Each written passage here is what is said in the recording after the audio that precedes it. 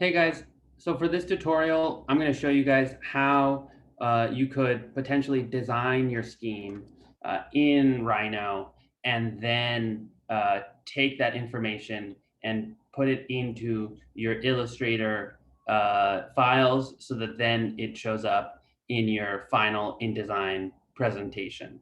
Okay, so I've gone ahead and opened and made a couple of initial design schemes of our 3D model. But when you guys open the 3D model that you can, that is available, you'll notice it just has these two and these are the frame structures, right? So if you guys imagine these things, they are just the ends of the frame of your pop-up. Okay, so you have to fill the interior in however way you best see fit. Okay. So you'll see that those guys exist there, and they're grouped, right? So hopefully you don't have any problems. And there are two of them because you have to design two of them. Now that doesn't mean that they have to be different. Actually, in many cases, it's probably best if they are the same or mirrored, or at least of the same language. But in this case, I'm just going to show you with two different schemes what I would do. So I have my frames, and I sort of just quickly sketched out on the ground plane two very, very different ideas. And I sketched them out. And the first thing that I did was I built this rectangle. And that's just a 2D rectangle, right? Using our rectangle tool or our polyline tool. And it is 8 feet by 8 feet, the exact same size as the frame. And so I just made that and copied it over and have it over here, right?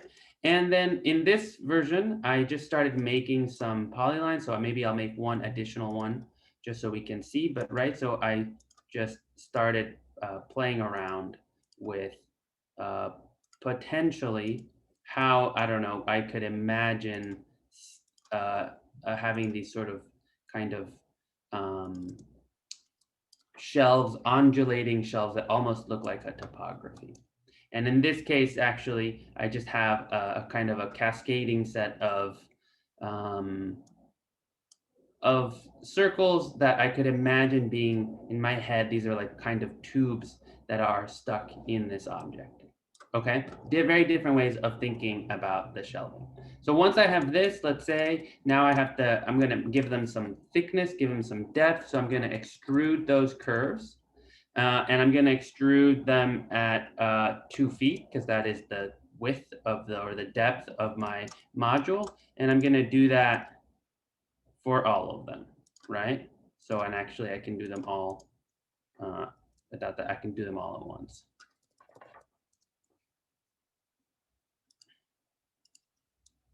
So now I can sort of, now I can start to see, kind of visualize what this thing could potentially look like. And maybe I'm going to actually say, well, actually, I want it to have a kind of a wave effect. So maybe as they get further up, they get also shallower. So I'm going to go ahead and type scale 1D and scale these.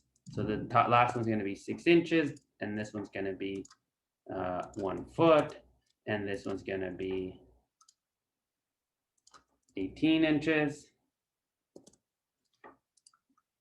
And this one is going to be, well, I guess I need to one more. So maybe this one will be 21 inches and this one will be 24. Okay, right? So we get this kind of cascading effect, right? And now I also have to figure out how to protect these things, right? So they have to have a kind of a back somehow.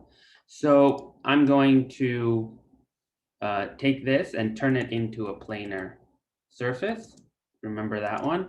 And then I'm going to copy this, and I'm going to copy it vertically at different heights.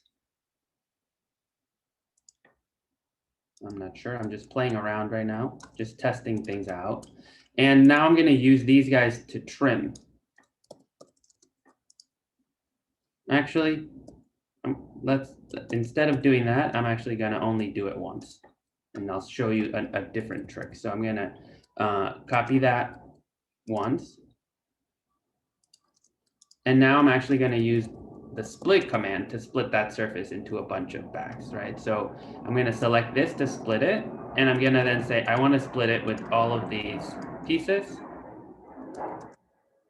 So now I have a bunch of these sort of backs, right? So I can delete this one, and I can say, well, I want the back of this one to be about there, and this one will have a back that is here, and this one will have a back that is, I don't know, somewhere here. This one will have a back that is much further down. This one will have a back that is even further down. And I actually need to split it. So I'm going to go ahead and do the same thing, type split, select that thing, select this, split it, right? Now I can say, okay, now there we go. So I have kind of created a bit of a, what I'm gonna call a kind of topography of shelves, right? And now I'm ready to bring this into this framework to see what it looks like inside of the frame. So I'm going to grab everything and I'm going to group it, right? And just to make sure I can go back to it and work on it because it's a lot easier to work on it when it's flat. I'm gonna copy it. And now I'm gonna rotate this 3D, right? Remember that command, rotate 3D, which allows me, I choose my axis of rotation and I can bring this guy to be, in this case now, parallel to my frame. And now I can move that guy and move it based off of that back edge drawing and put him on the back corner. And now I get a sense, oh, that's kind of what this scheme would look like if I were to build it, right? So we would have these kind of undulating shelves, and those shelves would have different depths. It would look somewhat different from either side, et cetera, right? I could do the same thing with this one. This one, maybe it's more about choosing different extrusion heights for all of these tubes, right? So maybe this one is 6 inches, this one is 12, this one is 2 feet, etc. And then I would do the same process of rotating 3D and placing it onto my framework, right? So I won't go ahead and do it with this one. This is just a, well, maybe, why not? Actually, let's just do it. Let's select all of these. Scale 1D. Nope, extrude actually, right? And let's extrude those to be 18 inches. And then let's extrude some more of these to be 2 feet. And then we can do these other ones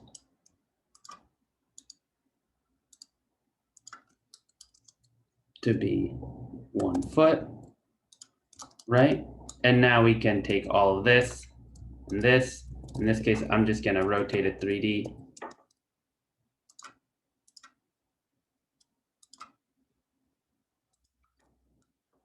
Forgot to bring one, so I'm gonna do it again. So rotate 3D, choose my axis, and then rotate 90 degrees. And now move that. Again, same thing, I get to put it, and there we go, right? So these are two very different schemes, potentially. I could say, well, I need to cap these objects, right? Or at the very least, give some of these some backs. So that I can protect the things inside, but maybe I can also begin to play, in this case, right, with where I want the back, right, where it's located, and how it gives it a kind of a two-sided nature, okay? So once I have my designs ready, my sides ready, what I can now do is I can I've gone ahead and saved this for you, but what you would now do is make 2D. And we've made 2D many times. In this case, though, we're going to use certain specific settings. So if you go and click here and you go to set your views, you will see that there are some saved views already. Views A, B, C, and D. I don't know why those are inverted, but that's okay. And so those are axonometric views. And these axonometric views are already set up to match the axonometric views that you guys made for that you guys have actually, didn't make, I'm sorry, but that you have in the Illustrator files. So once you're here at this view, now you can just type make 2D, select everything, right? In this case, I'm going to select everything. And it doesn't, you can actually move this thing. I don't recommend it, but you can move pan so long as you don't rotate.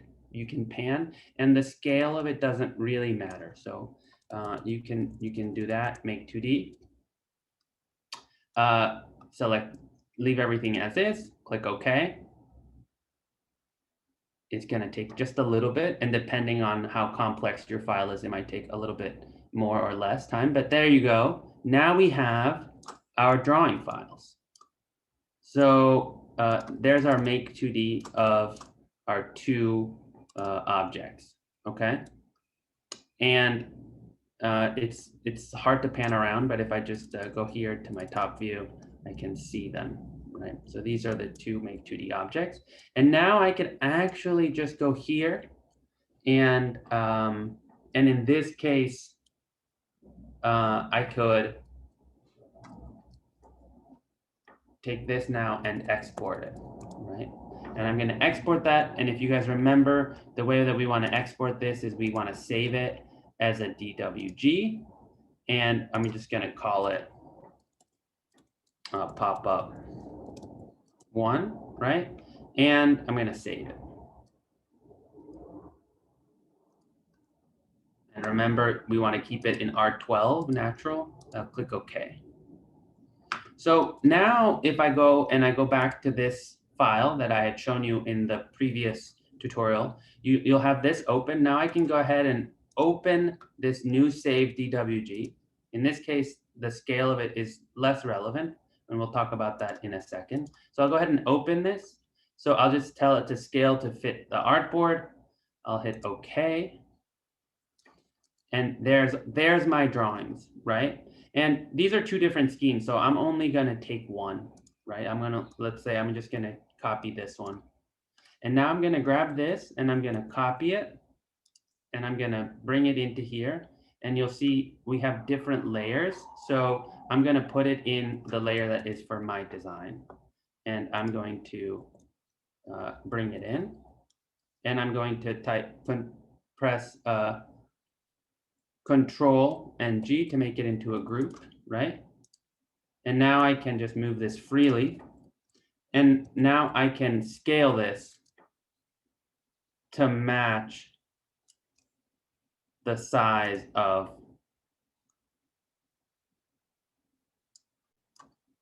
this existing drawing. Okay. The nice thing now is actually, now that you have this and you have that base drawing, you can actually go back and just hide that original drawing. Okay, well, you don't have to keep that part of it if you don't want. Sometimes it's useful because it has a little bit of additional information. So like the wheels and the text, etc. So you could potentially decide to keep it, but maybe you additionally add some additional layers of information on yours so that we don't see it in the back of that information. But there you go, right? So now, now that I have my scheme here, and obviously the view for this part of it is one of the different views that I didn't show you, but now I can just save this, right? Or decide here now that I'm in Illustrator, I want to add color or any kind of additional information, but then I can just save it. Takes a second to save it, right? But once it does, then I can actually go to my InDesign file and look at this and go to those links and then right click and tell it to update the link, and your drawing will automatically update in your InDesign file, right? So in that sense, we can seamlessly move from your 3D model that you're making into Illustrator, and then from Illustrator into InDesign, right? And that way we can see, and it's proportionately correct and accurate, and it's a true representation of anything that you have modeled in Rhino. So that is how I want you guys to think about making potentially these drawings, the axonometrics, and if you want the elevations. Although the elevations are something that maybe is just easier to do straight in Illustrator. The process, though, for the elevations would be the same, except I didn't save those views. But if you were to just go into Rhino, then in that case, rather than selecting an isometric view, it's already a saved view, right? You would just choose the left view or the right view, or in this case, right, the front and the back, right? So and you just make 2D, but of this view, right? And that would give you your elevations, okay? So hopefully that gets you set up so that you can build this thing if you choose to in a 3D digital file in Rhino, and then bring it all the way into your presentation.